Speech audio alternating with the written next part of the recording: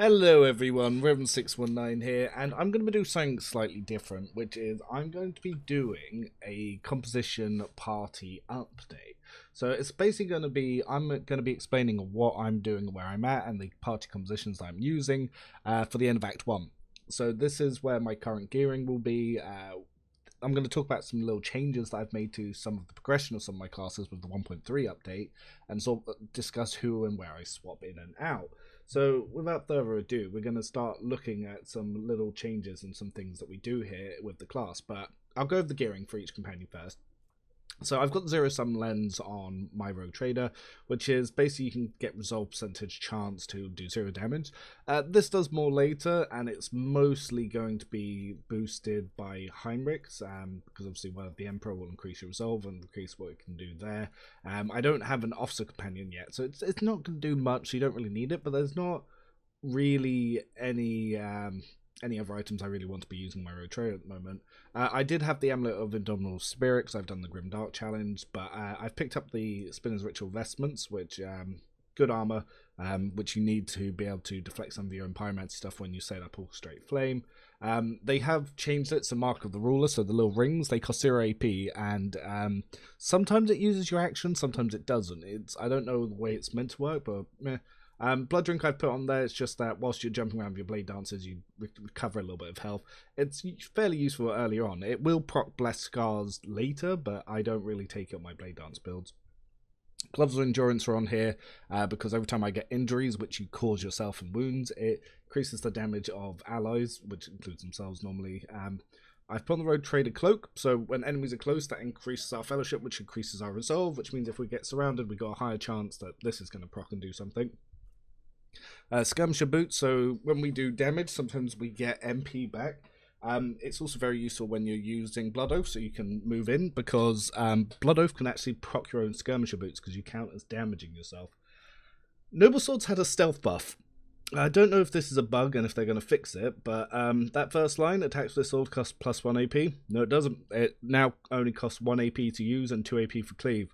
I don't know if that was intentional in 1.3, but that's what it's doing, so it's adding willpower. So you can actually, by having it in your primary slot, when you use Death from Above, that puts on the stacks there, so then your burst attacks and your normal attacks will all get your willpower bonus. So that's pretty nice. Offhand, I've got the Soul Pan Chainsaw just because of the extra crit damage.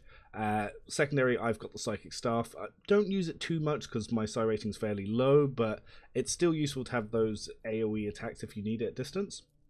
Heinrichs, I've actually redone his build a lot with the update.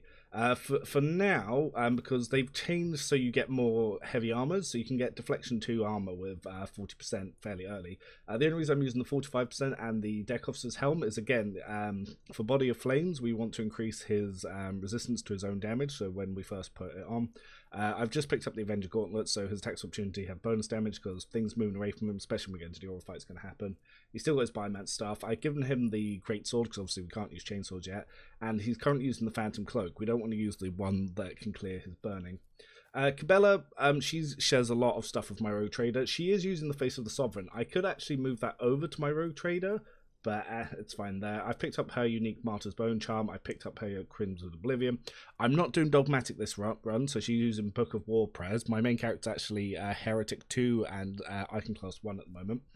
She's got the Blessed Cape, which you find in the sewers. It's not getting that much use. She's got Wrath Senate Drusius and just another sword for now. These are things that I will be looking to change on her as soon as I can. But for now, it is what it is. We do have some Drakari weapons early, so if you wanted to go into Lord Xenos and get them on early, you could, but I don't really see the point in that. Unfortunately, the Prisoner's Shank is a knife, not a sword, otherwise that'd be very useful. A-Blood, I'm actually reworking the build quite a bit. I'm going for, now that they fixed Shearing Strikes, you can actually do a Shearing Strikes knockdown Vanguard build, and it's really strong. Speaking of which, no, it doesn't matter which way these two are around. Basically, Shearing Strikes with Get Off Me will knock things down, so Relinquished Anguish will actually get procs off that, and if you use the push stuff. Later on, you'll pick up the Exemplar fleets that do Get Out of My... it works with Get Out of My Way. So yeah, it's going to be pretty good later. He had the Reaper's Cloak on for now, because I was using the area attacks with Silent Verdict. He's got the pneumo boots, so he can charge more easily, get in, and then other turns he can then obviously be using breakthrough. He's got the first aid manual on. He's got the helm of termination, which will eventually go to J, and he's just got one of the random new heavy armors they've got in the early act because it's just better than what he starts with. But no, I just want to point out, look how dapper his base outfit is now. Like, it's absolutely fantastic. I do like what they've done with him here. But anyway, we'll put his little bits back on. Argenta, very similar. She's got sim skin on. Tactical gauntlets, goggles, sorry. Modified bolter. We got the Theodora's rosary because for her Lord Imperium checks. Blast wave. I think that got a buff because I think that was to 13, but I could be mistaken. Stabilized braces she's got on there, and the camouflage robe. Yeah, helps with the dodge. With Pascal, I do swap between using a sniper rifle and his plasma pistol, depending on which area. If you're in the monastery, you often get ambush, so the plasma pistol is better. But for when going up against Aurora, you want the sniper rifle. You will pick up the plasma rifle on the way there.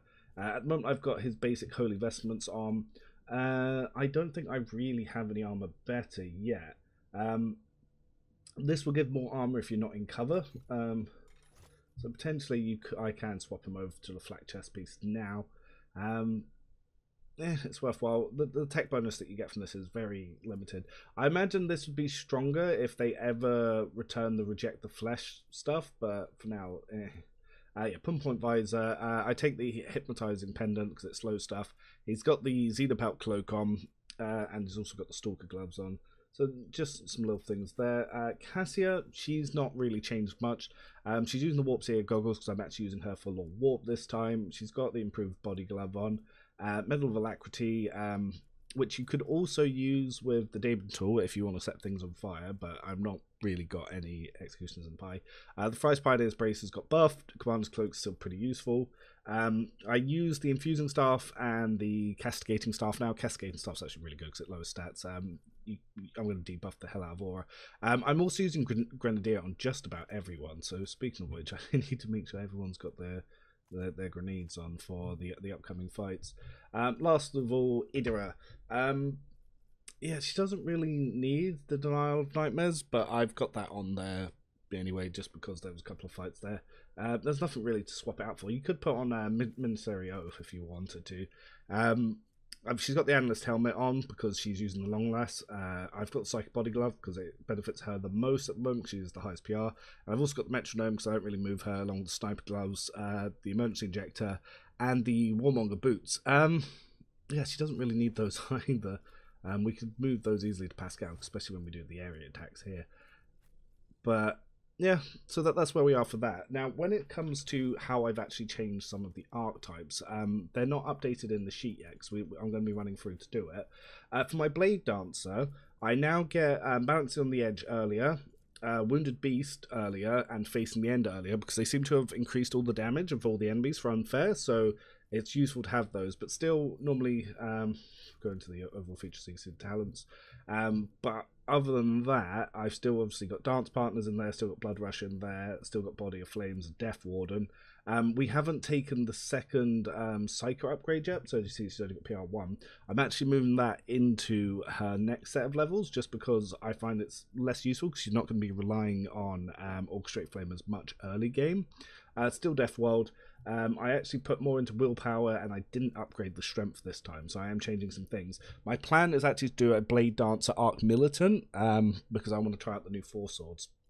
Heinrich's, again, I changed around a lot, so he's still going to go into Executioner, but what I've done instead is I've picked up Hardened Scars, he's still got Rigorous Training, he's got Relentless Blade, Thick Skin, and Heavy Armor Proficiency, and Body of Flames. Again, we're going to take his next Psycho upgrade in Executioner rather than early.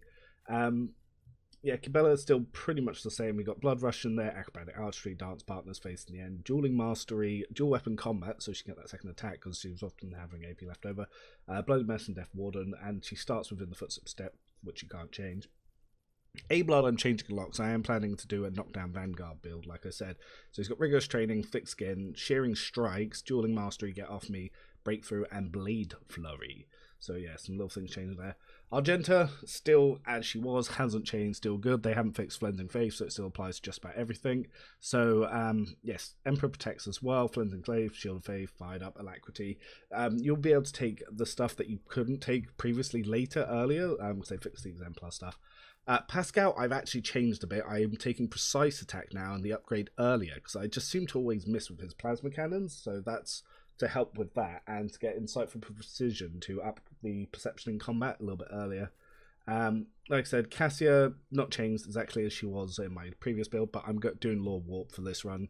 And Idra, I'm changing a lot. I'm trying a carry version. I'm not going to go into Santic this time around, but we've got Backdraft in there, we've got Pain Channeling in there, Psychic Barrage, Subtle Manipulation, Sensory Deprivation, and Pyromancy. The reason for this is because with this time we're doing more charge stuff, so when you fire that off, the charge stuff will actually bounce off a lot more enemies when you do use those psycho attacks. But this is sort of the changes that we've made here. Now, when it comes to the actual party composition when I go out, the way that I've spread the skills is so I can swap people depending on what area and what encounter I'm doing. So, as always, 2 members of the team that are always going to be in there is Pascal. So, Pascal and Cassia are the first 2 that go in. For this run, I am actually going to be using a lot of Idra because she's doing my awareness checks. Cassia's doing my warp checks, Pascal's doing my tech use and my logic. Then I can take either my frontline fighter is either going to be Ablard or Heinrichs. So Ablard has Karuz, which you don't often get checks for in athletics. Heinrichs has he has Medicae because obviously he's going into execution as well as athletics. So I can pick one of these 2 guys. Not both normally. And then I can either choose to have a second frontline damage dealer in Cabela, which is the exact same as my Rogue Trader, so she's not as prioritized, or Argenta. Argenta's actually doing my Law Imperium checks as well as demolitions. Cabela is doing demolitions as well as Medicae. So that's the way that I've swapped them, and that's kind of the pies that I'm going to be using. So the next part is to go on to face Aurora. But that's sort of how we're doing in Act 1 and sort of the items that I've prioritized for now. Act 2 is when everything opens up because the 80% of the game is going through Act 2. There's not much left outside of that. But hope that helps, and yeah, let me know how your runs are going, how you're finding the changes for 1.3 and Unfair. Till next time, Rev now, bye.